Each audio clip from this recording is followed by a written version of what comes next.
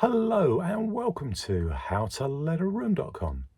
Did you know that in the United Kingdom you can earn up to £7,500 per year tax-free when you rent a room in your property?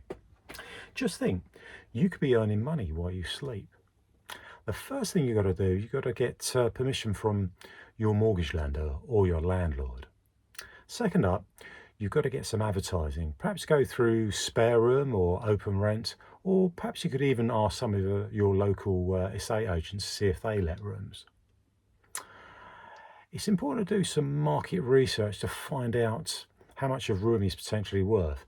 You can run your postcode through Spare Room or Open Rent, and you can gauge roughly how much your room is worth.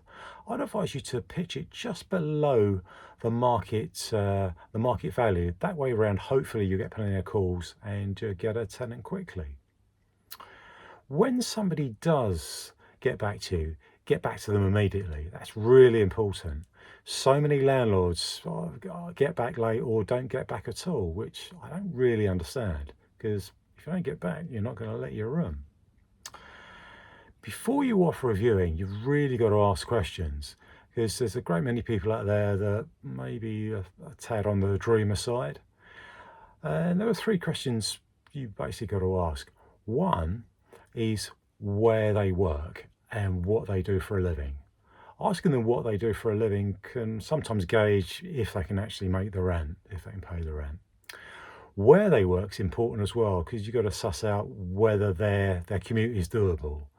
You'd actually be doing them a favour if you find out they're 50 to 100 miles from where your property is. That's probably not going to be a really feasible or kind of realistic commute.